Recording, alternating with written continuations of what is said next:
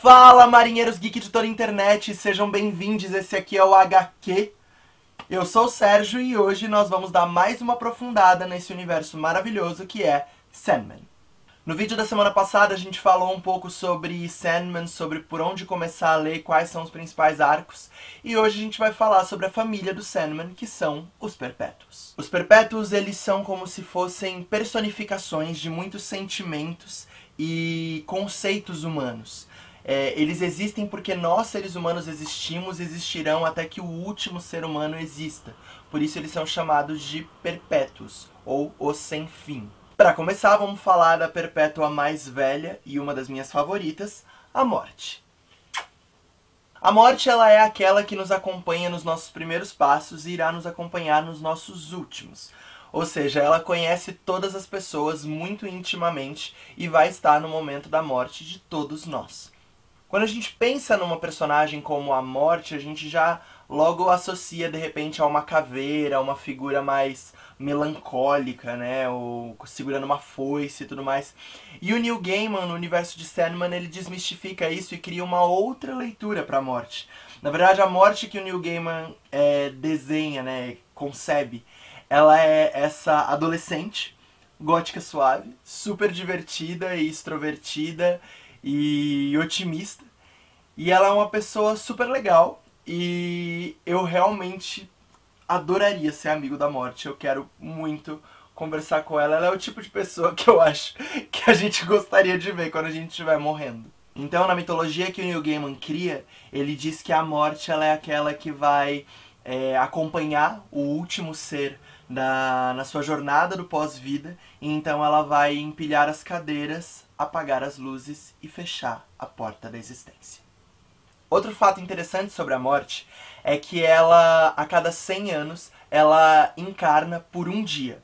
Ela então nasce e vive um dia completo para que ao final desse dia ela morra e possa relembrar como é essa sensação de morrer, para que ela possa entender e relembrar cada vez mais a importância do papel dela ao levar as pessoas na sua jornada pós-vida.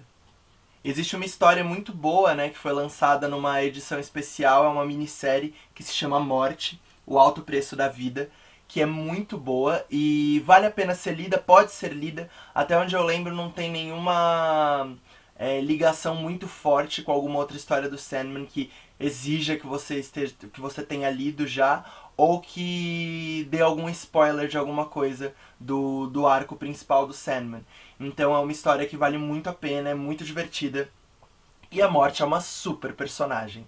Ela é a minha perpétua favorita e eu realmente espero encontrá-la. Porque todo mundo sabe que a gente vai morrer, né, gente? Pesei o vídeo, desculpa. Cada perpétuo tem o seu próprio reino, onde ele governa soberanamente.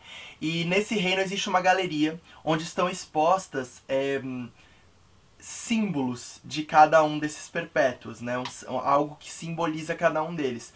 Se eles querem se comunicar entre si, eles vão até essa galeria e pegam esse objeto e se comunicam com ele para chamar o irmão. O símbolo que representa a Morte é esse Ankh, que é uma coisa que ela inclusive veste sempre, tem sempre no pescoço, e curiosamente é o símbolo que na cultura egípcia representa a vida. E eu acho muito interessante que é o símbolo da vida que representa essa personagem, que é a Morte. Vamos agora falar sobre Destino, outro dos irmãos mais velhos. O Destino ele é representado por esse homem cego que está sempre acorrentado a um livro. Nesse livro está escrito tudo que já aconteceu e tudo que vai acontecer. E ele fica continuamente lendo esse livro, né, o livro da existência.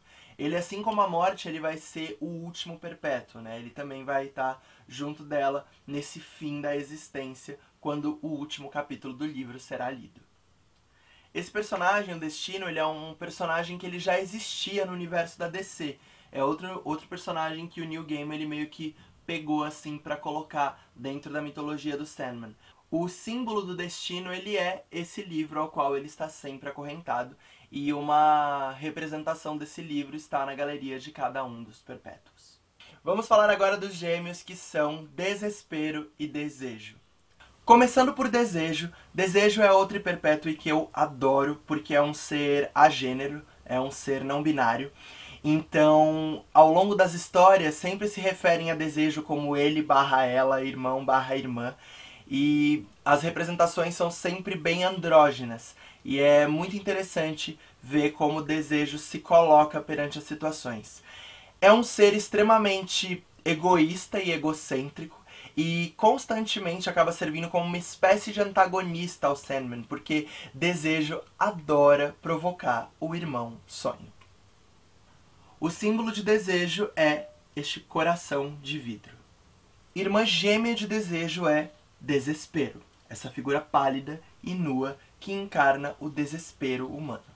O reino de Desespero é composto por diversos espelhos e por uma atmosfera esfumaçada, como se fosse uma grande névoa com vários espelhos por ela. Esses espelhos, eles refletem em todos os espelhos do nosso mundo.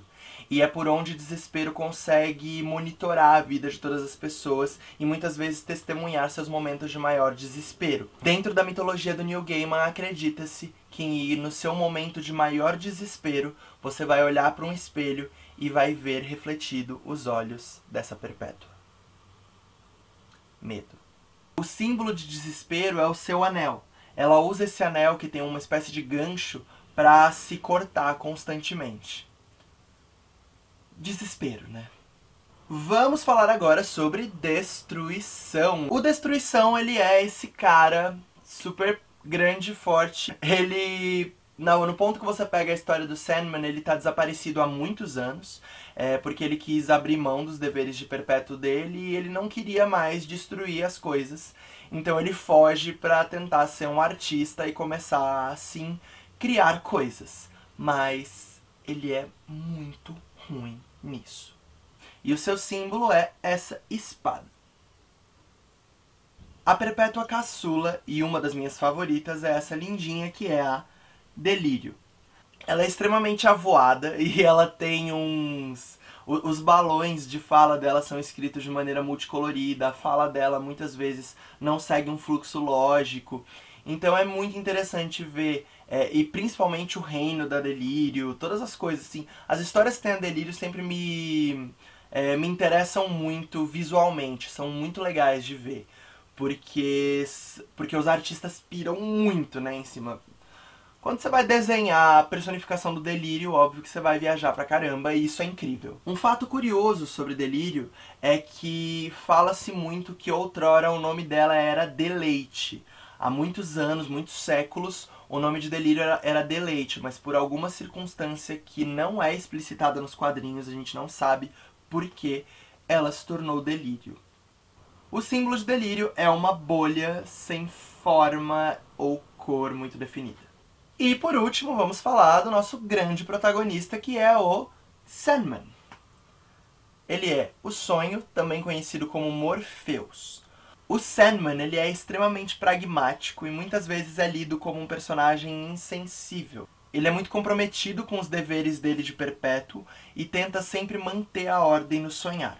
O Sandman, ele aparece diferente para cada ser. Então existem histórias como Um Sonho de Mil Gatos, em que o Sandman conversa com um gato. E aí o Sandman, ele é uma versão dele, só que como se ele fosse um gato. E aí existe também, tem uma história em que acontece, é como se fosse uma lenda africana muito antiga, que o Sandman, ele é uma divindade negra também. E eu acho isso muito interessante, porque mostra muito sobre essa pluralidade desses seres e sobre a pluralidade humana mesmo, né? Então é muito interessante ver expressa essa pluralidade de seres e de aparências nos perpétuos, né? Que eles refletem a percepção que nós temos deles, a percepção de que quem está vendo eles tem. Existe um momento nas histórias do Sandman em que ele se junta num plano com todas as facetas dele. E é muito legal, né? Vou colocar aqui, vejam só. É muito legal ver todas essas facetas do Morpheus juntas no mesmo lugar. O símbolo do Sandman é o seu elmo dos sonhos. Dois livrinhos muito legais também de ver para conhecer os perpétuos são os livros infantis que lançaram, que foram escritos pela Jill Thompson, que são as aventuras dos pequenos perpétuos. É muito legal porque são historinhas infantis, são contos, em que tem todos os perpétuos, né? O primeiro, que é o Pequenos Perpétuos, conta a história de um dia em que a Delírio some e o cachorrinho dela, o Barnabás, vai atrás procurar por todos os reinos dos perpétuos para ver se ele encontra a Delírio. E aí, nisso, ele acaba apresentando todos os perpétuos. A outra história que é muito legal é essa que é a Festa da Delírio, que é... A Delírio, ela um dia percebe que ela nunca viu a sua irmã Desespero sorrir. Então ela cria toda uma festa completamente maluca e nonsense pra fazer a sua irmã rir. E é muito engraçado. Eu acho muito legal ela se esforçando o tempo inteiro e a Desespero com a sua poker face maravilhosa. Esses são os 7 perpétuos, os 7 sem fim. Se você tem curiosidade de ler algumas histórias que sejam só desses personagens, eu recomendo As Histórias da Morte. Existe um encadernado que reúne as histórias que tem só a morte. Esse aqui é o encadernado que tem todas as historinhas da morte, mas dá pra encontrar elas também avulsas em seus arcos. Se você tem curiosidade de ler histórias só sobre os perpétuos, existe esse livro, que é o Noite Sem Fim. E nele existe uma história de cada perpétuo ilustrada por um artista diferente. É muito legal porque dá pra ver alguns aspectos de cada um desses personagens, mas até onde eu lembro existem algumas coisas que dependem ou são algum tipo de spoiler da linha do tempo original do Sandman, das 75 edições. Mas, se você não tem problemas com spoiler e etc, eu acho que é super válida a leitura, é muito legal, as histórias são muito boas e vale muito a pena. Se você gostou desse vídeo, não esquece de curtir ele aqui pra dar aquela ajudinha pra nós, e também se inscreve aqui no canal da Maré Geek pra ficar sempre por dentro do nosso conteúdo. Se você tem mais alguma dúvida ou curiosidade a respeito de Sandman e dos Perpétuos, escreve aqui pra compartilhar com a gente. Você sabia que o prêmio máximo dos quadrinhos é chamado de Eisner Award? Sim, o Oscar dos quadrinhos leva o nome de um dos maiores quadrinistas que já existiu.